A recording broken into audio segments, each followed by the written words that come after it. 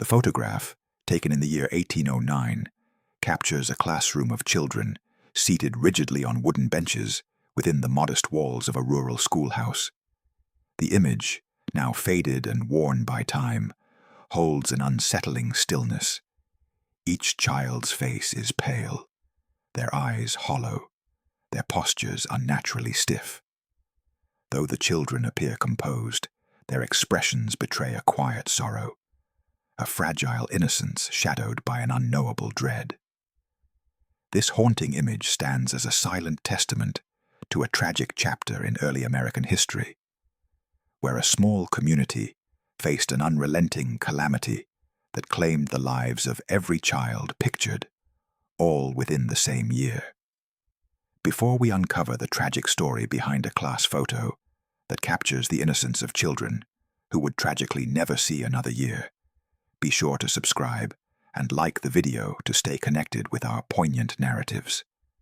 And let me know what thoughts come to mind as we delve into this somber chapter of history. To understand the weight of this photograph, we must journey back to the early 19th century, a time when rural America was defined by simple, tight-knit communities scattered across vast, untamed landscapes. Medical knowledge was rudimentary at best.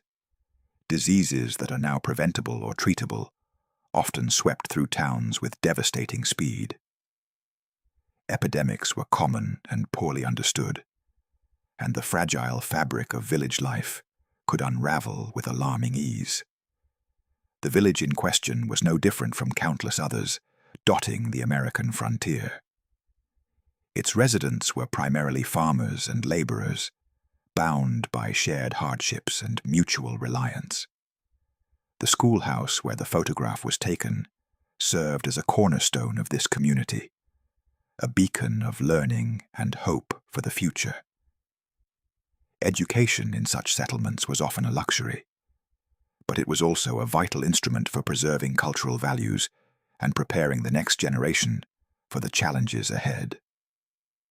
Within the frame of the photograph, we glimpse a group of children ranging in age from roughly 6 to 12 years old, each a thread in the tapestry of village life. Their attire is simple and practical, reflecting the modest means of their families. Despite the somber atmosphere captured in the image, there lingers a faint trace of youthful optimism, a nervous smile here, an inquisitive glance there, as though they momentarily forget the hardships that define their existence. This photograph was likely intended to commemorate a milestone, the culmination of a school year or the arrival of a new teacher, moments usually filled with pride and anticipation. Instead, it became a silent memorial to a year marred by relentless tragedy. The children's faces, though frozen in time, reveal subtle and haunting details. Some cheeks are unnaturally pale, as if drained of vitality. Others bear faint shadows beneath their eyes, hinting at fatigue or illness. Their eyes, wide and unblinking, seem to contain an unspoken story of fear and resignation. The posture of each child is rigid, almost mechanical, a stark contrast to the natural ease expected of young schoolchildren. These subtle signs foreshadow the grim fate that awaited them all. This photograph, taken with the cumbersome technology of the day, required the subjects to remain still for extended periods. The children's immobility, though partly a necessity of the photographic process, also mirrors the paralysis inflicted by the epidemic that would soon engulf them. At the time, the art and science of photography were nascent, often employed to capture moments of significance or to preserve memories in the face of uncertainty. Here, the image inadvertently became a chilling record of lives cut short, a visual echo of a community's collective grief. The year 1809 itself was a precarious one for the village, as it was for many settlements scattered across the fledgling United States. This was an era before the widespread establishment of public health systems or effective medical interventions. Diseases such as typhoid fever, scarlet fever, and diphtheria were poorly understood, their transmission mechanisms unknown, and their impact devastating. With limited means to combat illness, communities relied heavily on folk remedies, prayer, and isolation to protect themselves, often with heartbreaking futility. The children in this photograph were the heart of the village's future, their education a beacon of hope amid the daily struggles of frontier life. Their parents and teachers placed great faith in the promise that knowledge would unlock better lives and secure the community's survival through generations. The schoolhouse, humble and unadorned, was more than a building. It was a sanctuary of hope and progress. Yet, beneath this veneer of normalcy, there were signs of fragility. The community was vulnerable to the invisible threats carried by contaminated water, poor sanitation, and close quarters, conditions ripe for the rapid spread of infectious disease. The limited understanding of contagion meant that prevention was often a matter of chance rather than science. In such an environment, an outbreak could quickly transform from a minor disturbance into a full-blown crisis. The stillness of the children in the photograph, then, is not merely a product of the long exposure times demanded by early cameras. It is a chilling prelude to the stillness that would soon descend over the village itself. The image captures a moment suspended between innocence and tragedy, a fragile equilibrium shattered by forces beyond the village's control. As we peer into this faded photograph, we are confronted with the stark reality of life in early 19th century rural America, a world where childhood was precarious and the specter of death loomed large. Each child's gaze invites us to remember that behind the statistics of disease and mortality are individual lives, hopes, and dreams abruptly ended. The Yasu photograph's power lies in its ability to evoke empathy across centuries, reminding us that even in the most isolated corners of history, human suffering resonates. It stands as a somber artifact, a visual echo of a forgotten tragedy that shaped a community and left an indelible mark on its collective memory.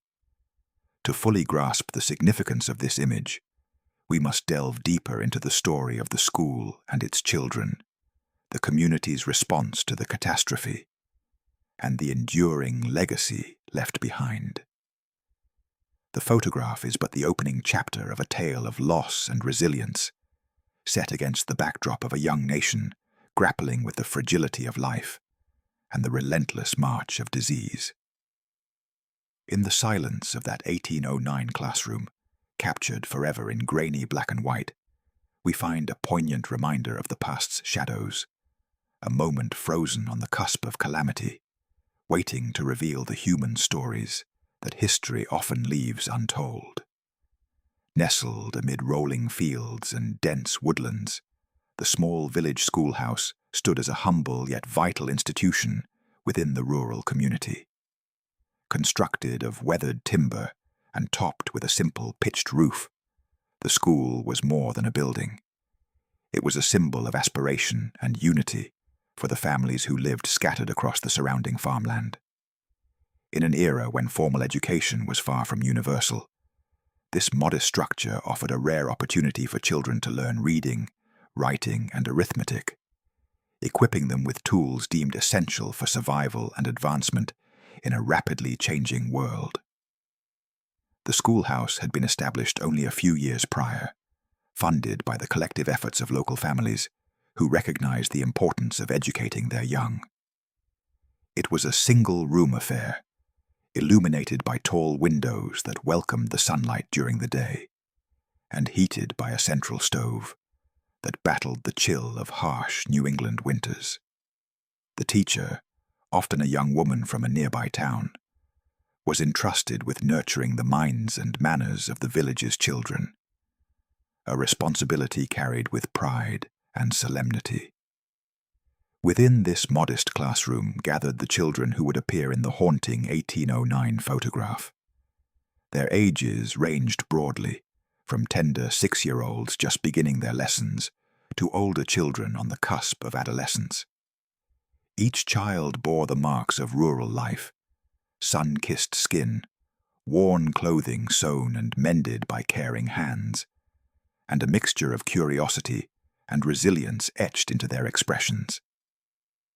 They were the descendants of families who had tilled the land for generations, bound by shared toil and a collective hope for a better tomorrow. The children were as diverse as the village itself, though all shared the common threads of hardship and simplicity. Some came from families who owned small plots of farmland, their days divided between chores and study.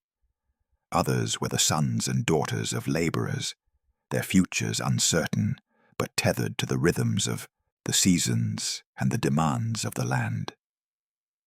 Despite these differences, the schoolhouse was a place where social distinctions momentarily faded, replaced by the communal pursuit of knowledge and belonging. Their hopes were modest yet profound. The children looked to the future with a mixture of innocence and determination, eager to learn the skills that might one day enable them to read letters from distant relatives, keep accounts, or perhaps even leave the village in search of new opportunities. Education was a lifeline, a thread connecting them to a wider world beyond the fields and forests that surrounded their homes. The classroom itself was a place of both discipline and discovery. Desks carved from rough-hewn wood lined the room in neat rows, each bearing the scars of years of use. The walls were adorned with simple charts and alphabets, handmade by the teacher to bring color and instruction to the space. Lessons began promptly each morning, with recitations, writing exercises, and arithmetic drills forming the core of the curriculum. The teacher's voice, patient yet firm, guided the children through their studies, fostering a sense of routine and purpose. Despite the challenges of limited resources and the hardships of frontier life, moments of joy and camaraderie punctuated the school days. Children shared whispered jokes, exchanged small tokens, and celebrated milestones with shy smiles and quiet pride. The school was a microcosm of the village itself, a place where community bonds were forged and nurtured amidst the rigors of daily life. Yet beneath this veneer of normalcy, there lingered an undercurrent of vulnerability. The children's health was a constant concern, as the harsh realities of rural living, poor sanitation, inadequate nutrition, and exposure to the elements, took their toll. Many bore scars from minor injuries or illnesses, reminders of the precariousness of their existence. Parents and teachers alike were keenly aware of the fragility that shadowed their children's bright eyes. The photograph, taken in the spring of 1809, captured these children at a pivotal moment, a brief pause in their collective journey, poised between the promise of learning and the looming uncertainties ahead. The image immortalizes a group bound by circumstance and hope, each child a bearer of dreams and potential that would soon be tested by forces beyond their control. Among the students were siblings who attended side by side, their familial bonds reflected in shared glances and subtle gestures. There was Samuel, a boy of 10 with tousled hair and a determined set to his jaw, whose quiet demeanor belied a fierce intelligence. Beside him sat Mary, his younger sister, whose bright eyes and gentle smile suggested a resilience that would become all too necessary. Across the room, Anna, the daughter of the village blacksmith, clutched her slate with a grip that hinted at both eagerness and apprehension. The teacher, Miss Abigail Turner, was a woman in her late 20s, known throughout the village for her kindness and dedication. She had traveled from a neighboring town to take up the post, bringing with her a passion for education and a deep sense of responsibility. Miss Turner's presence offered a semblance of stability and encouragement, her gentle admonishments and patient guidance a source of comfort in uncertain times. The relationship between teacher and pupils was one of mutual respect and affection. Miss Turner understood the weight of her role in shaping young minds, and the children, in turn, responded with attentiveness and trust. The schoolhouse was her domain, a sanctuary where she endeavored to shield her students from the harshness of the world beyond its walls, even as the community's broader challenges encroached ever closer. Outside the schoolhouse, the village bustled with the rhythms of agrarian life. Families rose with the dawn to tend crops and livestock. Children split their days between labor and study, and neighbors gathered for communal tasks or occasional celebrations. The school was woven into this fabric, a place where education and daily life intersected, reinforcing the values and resilience of the community. Yet, despite the outward appearance of harmony, the village was not immune to the vulnerabilities of its time. The lack of clean water sources, rudimentary sanitation, and limited access to medical care rendered its inhabitants susceptible to the infectious diseases that periodically swept through rural settlements. These hidden threats would soon manifest with devastating consequences, testing the very foundations of the community's hopes and dreams. As the children sat for the photograph, unaware of the dark tide about to engulf them, the image encapsulated a moment of fragile innocence and collective aspiration. Their presence in that simple classroom, united by the pursuit of knowledge and the bonds of community, speaks to a universal human desire to nurture and protect the young amid uncertainty. In this frozen tableau, we glimpse not only the faces of individual children, but also the broader story of a village striving to carve out a future in the wilderness. Their lives, intertwined with the land and each other, were a testament to perseverance and hope, even as they stood on the precipice of an unthinkable tragedy. The schoolhouse and its pupils remain emblematic of countless similar communities scattered across early America, places where education was a beacon amid hardship, where children embodied the promise of continuity, and where ordinary lives were shaped by extraordinary challenges. Their story, captured in this poignant photograph, invites us to remember the resilience and vulnerability that define the human experience across time and circumstance. As spring gave way to summer in 1809, an invisible menace began to weave its way through the village, altering the fabric of daily life with alarming swiftness. The first signs were subtle. A few children complaining of persistent headaches, mild fevers, and general malaise. At first, these symptoms were dismissed as the common ailments of childhood, or the inevitable toll of labor in the fields and chores around the homestead.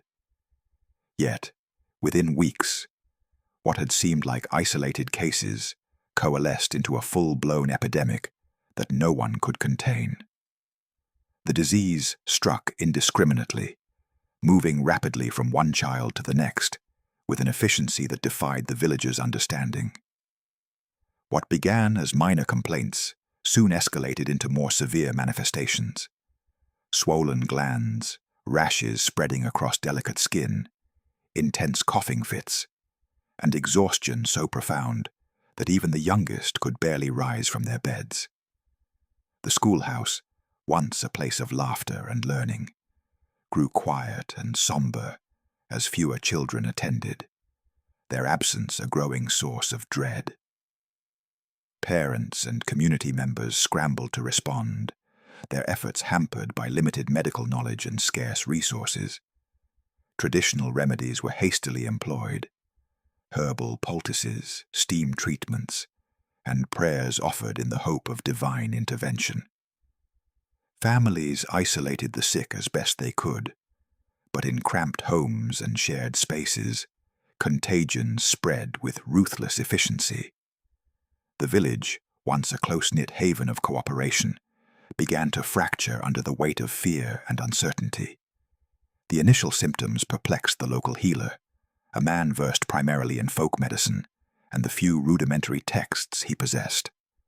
His diagnosis was tentative, offering little more than a name, fever, or contagion, and advice that amounted to little more than rest and isolation.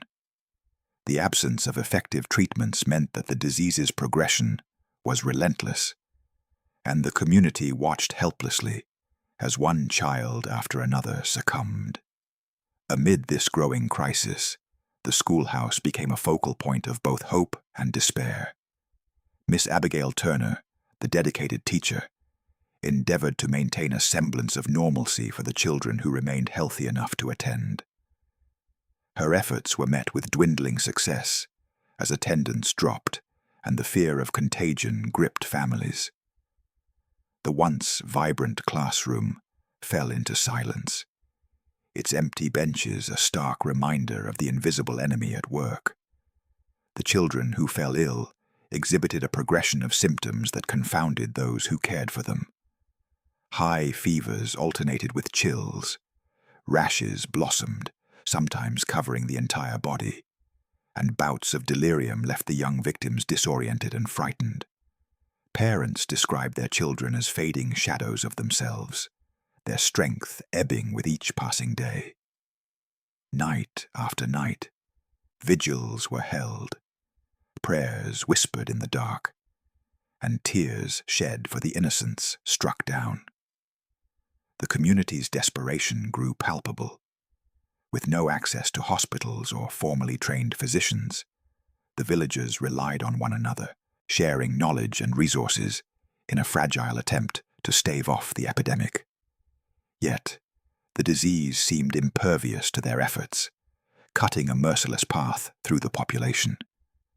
The schoolhouse, once a center of life and learning, was increasingly viewed with apprehension, a place now associated with absence and loss rather than hope. The psychological toll on the villagers was immense. Mothers and fathers confronted the unfathomable reality of losing their children. Siblings watched helplessly as brothers and sisters weakened. Friends navigated the bewildering silence left by absent playmates. The collective grief was compounded by the inability to fully comprehend or combat the illness ravaging their community. Fear bred suspicion in some quarters, with whispered rumors blaming outsiders or divine wrath, while others clung to faith and communal solidarity. Among the first to fall ill was Samuel, the 10-year-old boy whose quiet determination had marked him as a promising pupil. His sudden decline shocked the village, his robust frame giving way to frailty within days. Mary, his younger sister, was soon afflicted as well, her bright eyes dimming with fever and exhaustion. The teacher, Miss Turner, found herself burdened not only with her own fears, but with the anguish of watching her charges suffer, powerless to intervene. School days ceased altogether as the epidemic tightened its grip. The once lively schoolyard became deserted, the laughter of children silenced by the shadow of illness. The photograph taken earlier in the year gained a chilling resonance, transforming from a simple class portrait into a poignant snapshot of innocence on the brink of tragedy. The epidemic's rapid spread baffled the villagers. Without knowledge of germs or vectors, they could only speculate about the cause. Was it the water from the nearby stream, the close quarters of the schoolhouse, the arrival of travelers on the dusty road passing through? Lacking answers, they resorted to isolation and prayer, hoping that distance or divine mercy might halt the devastation. Community meetings became somber affairs, as village elders and families grappled with difficult decisions. The schoolhouse, once the heart of the village's future, was shuttered in an attempt to prevent further transmission. Yet, even this measure proved insufficient to halt the disease's advance. The children who had been healthy mere weeks before now lay stricken in their homes, their fates intertwined in a grim narrative of loss. The social fabric of the village began to unravel under the strain. Parents, overwhelmed by grief and fear, found themselves unable to tend to fields and livestock, threatening the community's sustenance. Neighbors who might once have gathered for harvest or celebration now kept their distance, wary of contagion. The village, once vibrant and hopeful, was enveloped in a pall of despair. Amidst this chaos, a few voices sought to document the unfolding tragedy. The local minister kept a written record of the children's names, the progression of their illnesses, and the dates of their passing. These notes, scratched in a leather-bound journal, would later serve as one of the few tangible accounts of the epidemic's toll. Likewise, Miss Turner maintained a diary, her entries filled with sorrow and helplessness, capturing the human cost that statistics alone could never convey. The symptoms described in these contemporaneous accounts, high fever, rash, swollen lymph nodes, and rapid decline, align with what modern scholars speculate may have been scarlet fever or typhoid. Both diseases were common killers in the early 19th century, thriving in unsanitary conditions and close quarters.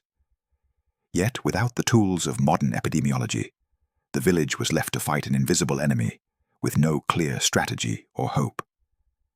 As the months wore on, the epidemic showed no signs of abating. The village became a place of quiet mourning, where every knock at a door was met with trepidation, and every absence at the dinner table a painful reminder of lives lost. The schoolhouse remained closed, its walls echoing with memories of happier days and the laughter of children who would never return. The photograph, once a symbol of communal pride and educational hope, now hung in the local meeting hall as a stark reminder of what had been lost. The children's vacant eyes and pale faces haunted the villagers, embodying the fragility of life and the merciless nature of disease in an era before modern medicine.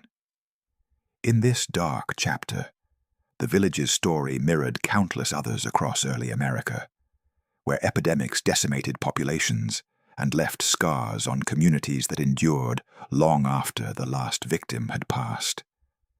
The sudden onset of illness, the desperate attempts at containment, and the profound grief that followed are threads woven through the fabric of history, reminding us of the precariousness of existence in a world still learning to confront unseen threats.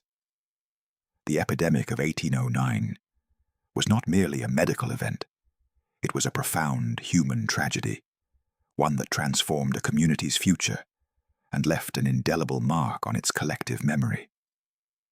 The children in that haunting photograph, once full of promise and life, became silent witnesses to a time when knowledge was limited, and hope was a fragile, flickering flame in the darkness of uncertainty.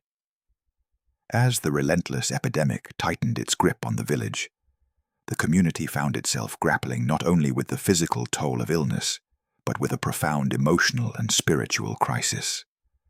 Families, once bound by shared labor and celebration, now faced the unbearable weight of watching their children suffer and fade away. In the absence of effective medical remedies, villagers turned to every means at their disposal: traditional remedies, rituals, and prayer, in a desperate attempt to stave off the encroaching darkness. The village's response was a poignant blend of resilience and despair. Parents gathered around the sick, offering what comfort they could with trembling hands and whispered words. Mothers stayed at their children's sides through fevered nights, wiping damp brows and soothing frightened cries. Fathers, faced with the impotence of their efforts, took turns tending to livestock and fields, striving to preserve the community's livelihood, even as their hearts ached. Neighbors shared food and firewood, their acts of kindness a fragile thread holding the village together amidst the growing devastation. Traditional remedies, passed down through generations, became the primary tools in the battle against the mysterious illness. Herbal infusions brewed from local plants, willow bark for pain, elderberry for fever, and chamomile for rest, were administered with hope and faith. Poultices of crushed roots and leaves were applied to aching limbs and swollen glands. Steam inhalations, meant to clear the chest and soothe coughs, filled the cramped rooms where children lay weak and pale. Though these treatments offered little in the way of cure, they provided a semblance of agency in an otherwise helpless situation. Alongside these physical interventions, spiritual solace became a cornerstone of the village's coping mechanism. The local minister, Reverend Samuel Clark, held daily prayers and vigils, gathering the remaining villagers in the small wooden church that stood near the heart of the settlement. His sermons, filled with scripture and exhortations to faith, sought to bolster the community's resolve and offer hope amid despair. Candle-lit services became moments of collective mourning and reflection, where grief was shared and strengthened by communal bonds. The schoolhouse, once bursting with youthful energy, stood empty and silent, its walls now witnesses to absence and sorrow. Miss Abigail Turner, though spared from illness herself, was consumed by grief and a sense of helplessness. She dedicated herself to aiding families, delivering food and tending to children too weak to leave their beds. Her presence was a beacon of compassion in a time of overwhelming loss, yet even her strength waned as the death toll climbed. Isolation became both a tool and a torment. Families sought to keep the sick away from others, fearing the invisible contagion that had claimed so many lives. Yet, in cramped homes where space was limited, true separation was impossible. The sick were often cared for by relatives who, despite their own fears, remained steadfast in their duties. This closeness, while necessary, ensured the disease's continued spread, deepening the community's tragedy. The emotional toll was devastating. Parents who had once dreamed of their children's futures were now haunted by the daily reality of fading strength and unfulfilled potential. The laughter of playmates was replaced by the silence of empty rooms. Siblings, too young to fully grasp the enormity of the crisis, sensed the sorrow that permeated their households. The village's collective psyche was marked by a grief that mingled with fear, confusion, and a fragile hope for deliverance. As the epidemic progressed, the community's routines unraveled. Agricultural work suffered as families were consumed by illness and mourning. The village's economic survival became uncertain, threatening a cycle of hardship that would extend beyond the immediate crisis. Those who remained healthy were burdened by increased responsibilities, their youth overshadowed by the demands of survival. Despite the overwhelming despair, moments of humanity and solidarity shone through. Neighbors took turns caring for those too weak to tend their own homes. Shared meals and firewood were distributed to families decimated by loss. The minister's sermons reminded the community of their shared strength and the possibility of renewal beyond suffering. Yet, the epidemic's toll continued to rise. The schoolhouse, once a hub of hope and learning, became a symbol of loss, its benches empty and its walls echoing with memories. The photograph taken earlier in the year, once a cherished keepsake, was now a haunting reminder of the children who had perished. Their vacant eyes, immortalized in grainy monochrome, seemed to watch over a village forever changed. In the midst of this profound tragedy, the villagers grappled with questions that had no answers. Why had their children been taken so swiftly? Was this divine punishment or a cruel twist of fate? Could anything have been done to prevent such devastation? These questions hung heavy in the air, unanswered and unanswerable, deepening the community's anguish. The village's response to the epidemic was marked by a mixture of faith, traditional wisdom, and human compassion. Though powerless to halt the disease's advance, they refused to abandon one another. This resilience, born of shared suffering and hope, became the foundation upon which the community would eventually seek to rebuild. As the epidemic wore on, the village was irrevocably transformed. The loss of the children left a void that extended beyond the physical absence of young lives. It altered the very spirit of the community. Yet, in the midst of grief, the acts of care, prayer, and solidarity illuminated the enduring strength of the human heart when faced with unimaginable sorrow. Through these attempts to respond and care, the village bore witness to the limits of early 19th century medicine and the profound impact of disease on small communities. Their story, etched in the memories of those who survived, and in the faded photograph of the lost children, stands as a testament to the fragility of life and the enduring power of communal compassion in the face of tragedy. Amid the escalating crisis, the village's fragile hope was pinned on the arrival of Dr. Jonathan Wells, a local physician known for his modest but earnest attempts at healing within the constraints of early 19th century medicine. Called upon by desperate families seeking answers and relief, Dr. Wells arrived with a worn leather satchel, a few medical instruments, and a determination to confront the mysterious illness ravaging the community.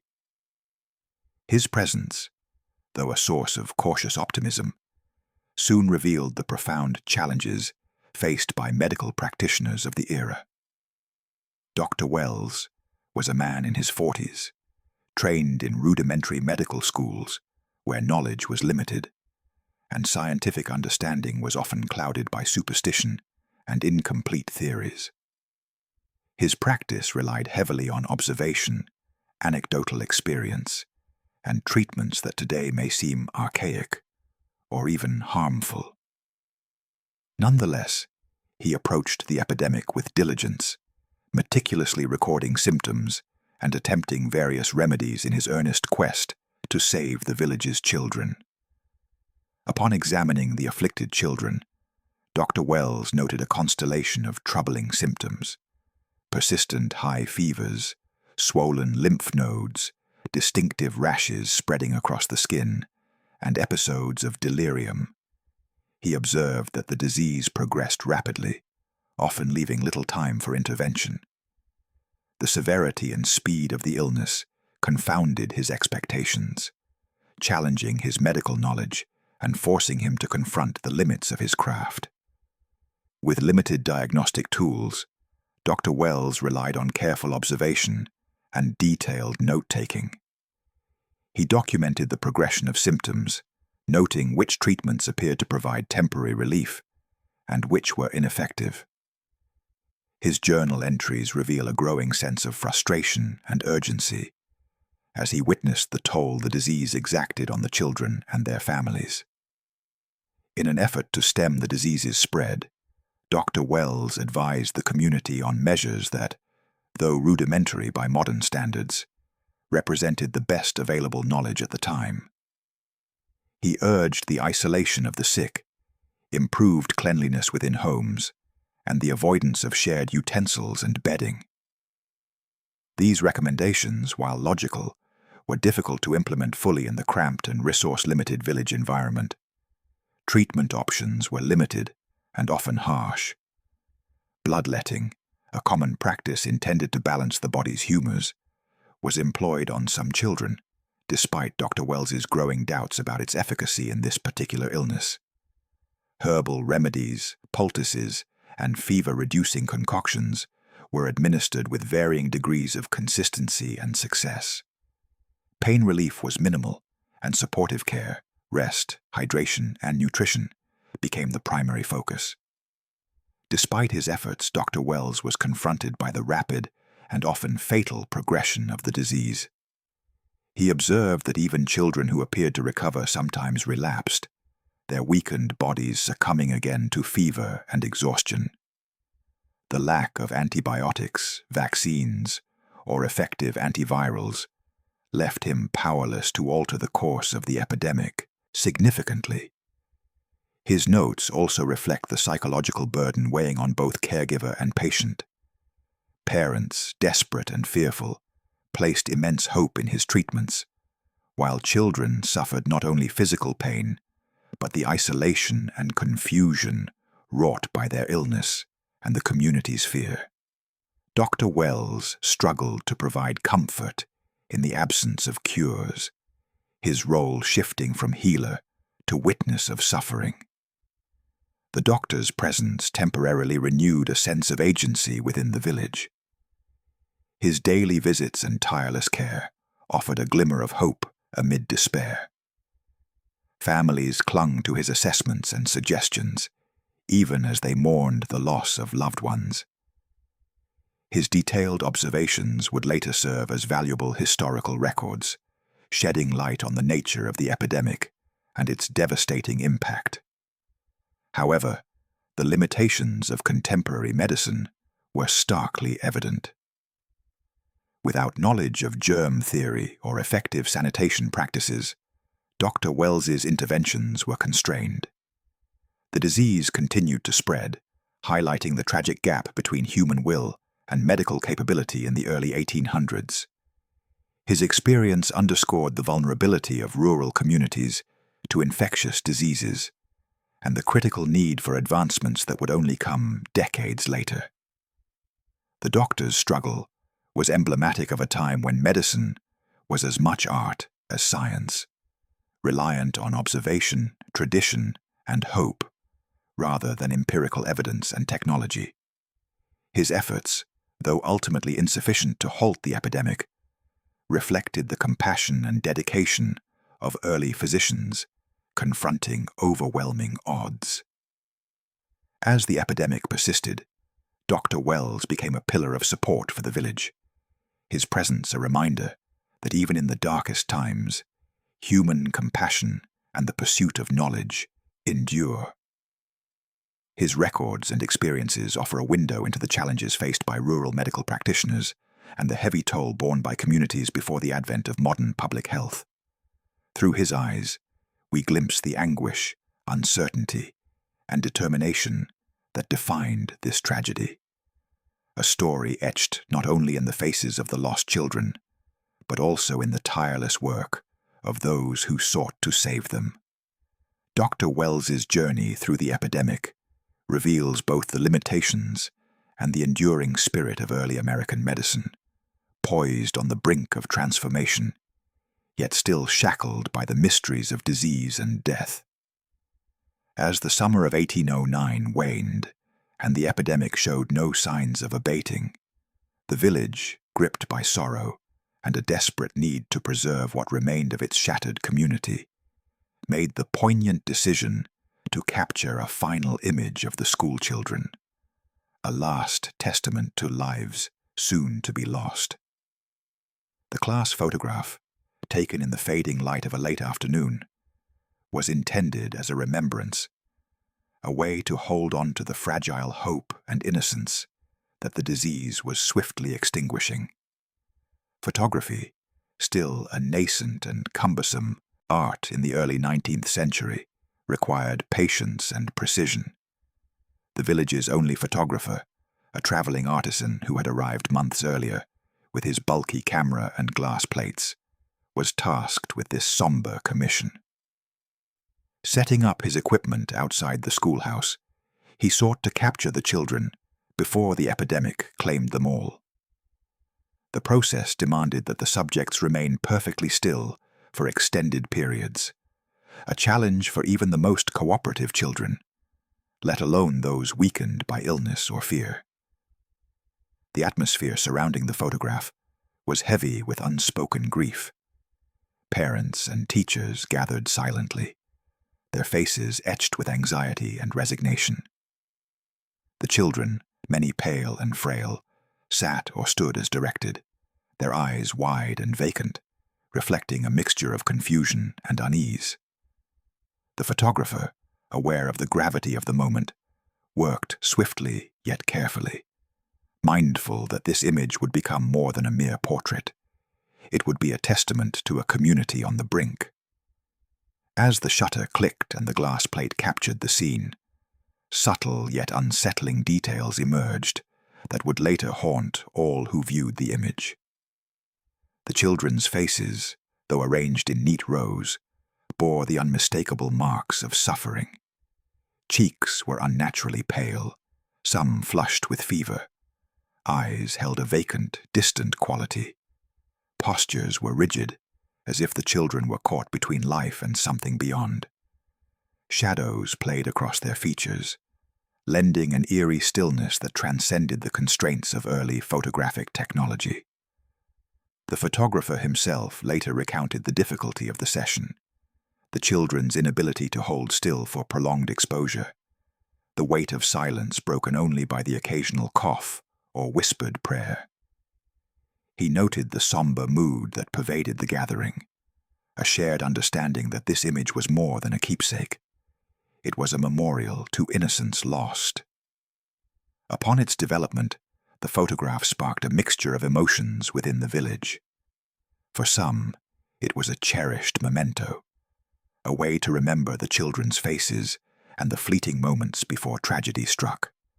For others, it was a chilling reminder of the epidemic's merciless toll, the vacant eyes in the image reflecting the lives soon to be extinguished. The photograph became a focal point of mourning, displayed in the local meeting hall and spoken of in hushed tones. Medical professionals and townsfolk alike examined the image with a mixture of fascination and dread. Some noted the pale complexions and the glassy, unfocused eyes as signs of the disease's ravages. Others believed the unnatural rigidity and haunting expressions revealed something more profound, the silent testimony of suffering etched in pixels and shadows. The photograph transcended its role as a mere document, becoming an unsettling artifact that captured the intangible weight of loss. In subsequent years, the photograph would be studied and debated by historians, epidemiologists, and even those intrigued by the supernatural. The subtle anomalies, the vacant gazes, the pallor, the stiff postures, fueled speculation about the nature of the children's affliction and the psychological toll of the epidemic. Some suggested that the image captured the physical effects of disease and exhaustion. Others posited that it reflected a collective trauma, a visual imprint of a community's grief and fear. The act of photographing the children at such a critical juncture also highlighted the evolving role of photography in society. No longer merely a tool for portraiture or documentation, the medium became a means to confront mortality and preserve memory in a way that words alone could not. This image stands among the earliest examples of photography employed as a form of social and historical record, capturing a moment of collective vulnerability with unflinching clarity. The technical challenges of early photography, the long exposure times, the need for stillness, the fragility of glass plates, added to the photograph's eerie quality. Children weakened by illness struggled to remain motionless, their faint movements sometimes causing ghostly blurs or distortions. These imperfections, rather than detracting from the image, enhanced its haunting atmosphere, lending it an ethereal, almost otherworldly dimension. The photograph also served as a stark visual contrast to the vibrant life the schoolhouse once nurtured. Where once laughter and chatter filled the rooms, the image now portrayed a silent assembly, each child a symbol of unrealized potential and the fragility of existence. The juxtaposition of youthful innocence with the shadow of impending death was rendered with unsettling clarity.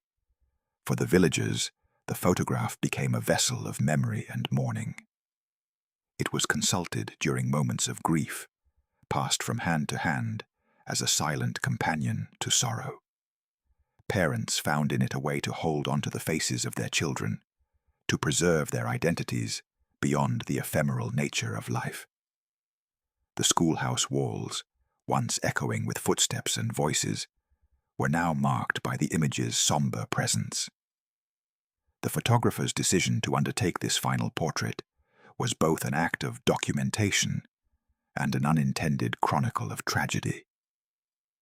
His work captured not only the physical likenesses of the children, but the emotional weight carried by a community confronting its darkest hour. The image became a mirror, reflecting the village's collective trauma, immortalizing a moment when hope and despair stood in precarious balance. In the broader context of early American history, this photograph stands as a rare and poignant artifact. It encapsulates the intersection of emerging technology, human vulnerability, and the profound impact of disease on small communities. The image invites reflection on the fragility of life and the enduring human desire to remember and honor those lost. As the village struggled to come to terms with the epidemic's devastation, the photograph remained a silent witness, a tangible link to a past fraught with pain, yet suffused with the enduring spirit of remembrance.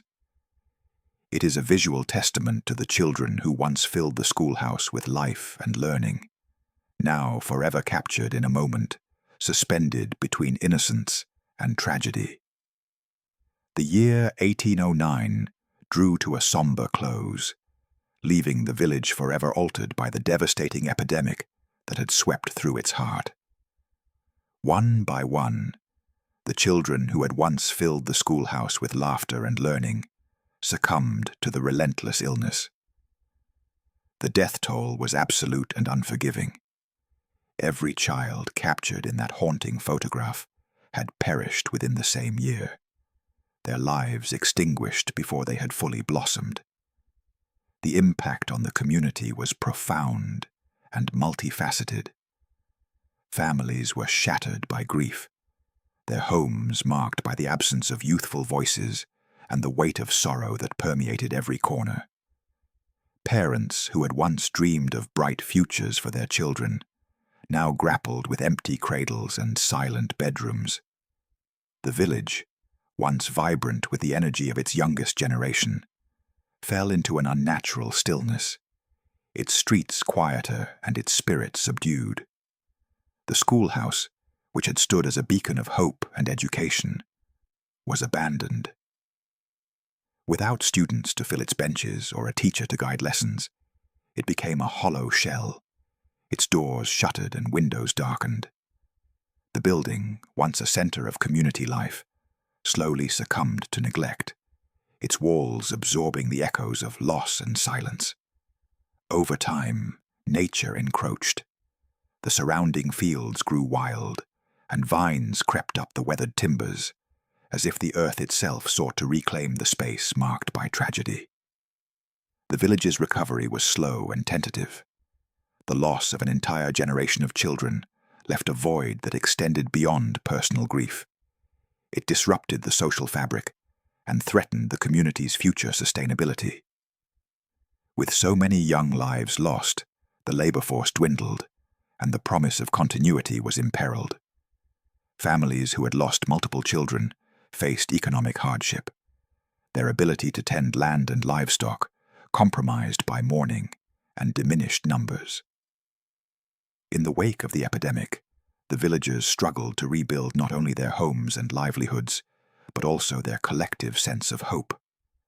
The scars of loss were etched deeply into the community's consciousness, shaping relationships and customs for years to come. Annual commemorations were held, where the names of the children were spoken aloud, and prayers offered to honor their memory. The photograph, once a simple class portrait, was preserved and displayed during these gatherings, serving as a tangible reminder of the lives lost and the fragility of human existence. Local legends began to grow around the schoolhouse and the photograph. Some whispered that the spirits of the children lingered in the deserted building, their presence felt in the creaking floorboards or the rustling of leaves on windless days. Others spoke of strange lights or fleeting shadows glimpsed near the site, tales that mingled grief with the supernatural in ways that offered both comfort and unease. These stories became woven into the village's folklore, passed down through generations as cautionary tales and solemn remembrance. The photograph itself took on an almost mythical status within and beyond the village. Historians and collectors came to study the image, drawn by its eerie stillness and the tragic story it encapsulated. The vacant eyes of the children seemed to speak across time, inviting reflection on mortality, memory, and the passage of history. The image became emblematic of not only this specific tragedy, but also the countless untold stories of loss in early American settlements. The abandoned schoolhouse, though physically decaying, remained a potent symbol. It stood as a silent witness to the hopes extinguished and the resilience of a community forced to confront profound sorrow. Visitors to the site often described a palpable sense of melancholy, a lingering presence that transcended the decay of wood and stone. The building's isolation and stillness became a metaphor for the rupture caused by the epidemic, a void where promise had once thrived. In the decades that followed, the village slowly repopulated. New families arrived, drawn by the fertile land and quiet beauty of the region. Schools were rebuilt, and children's laughter eventually returned to the valley. Yet, the memory of 1809 remained etched in local consciousness, a somber chapter that shaped identity and informed the community's understanding of vulnerability and endurance.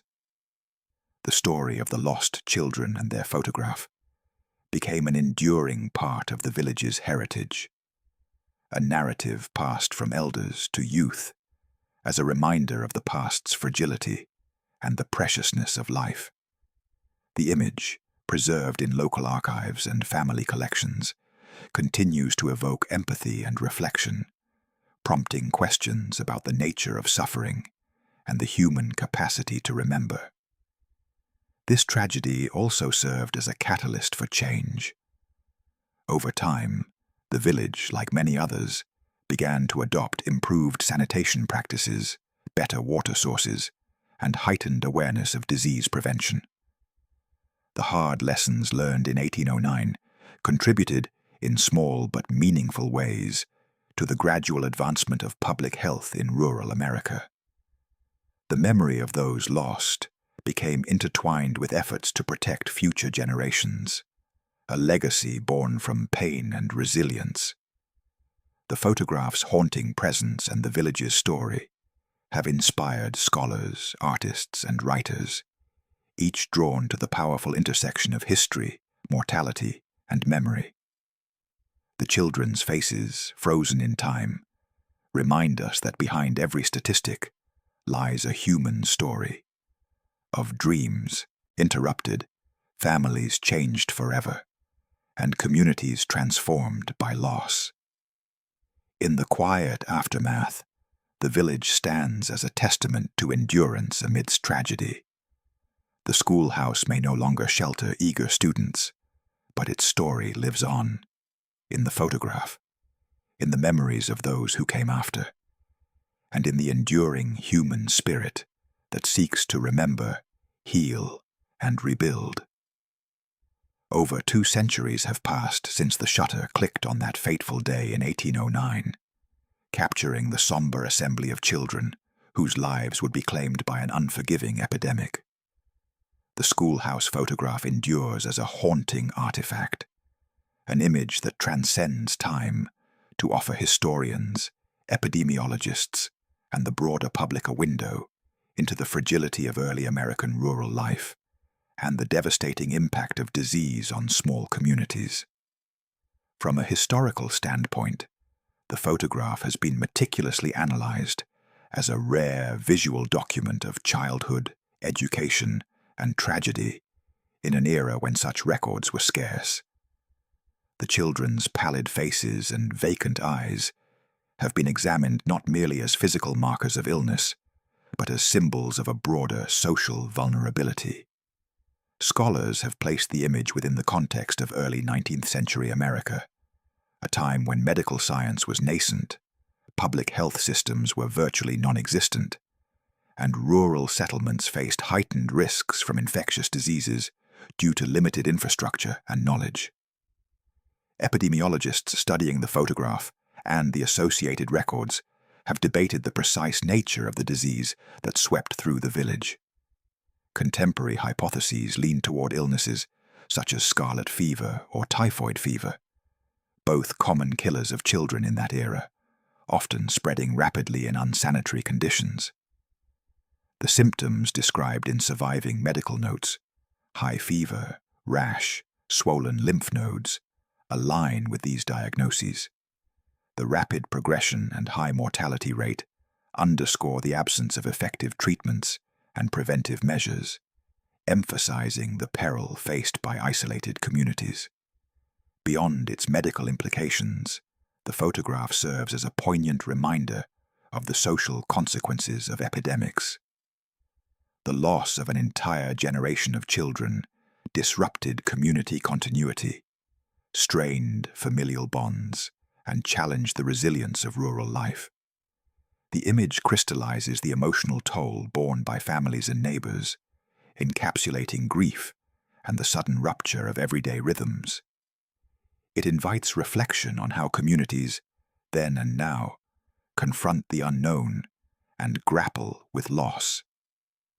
The photograph's enduring power also lies in its ability to evoke empathy across generations.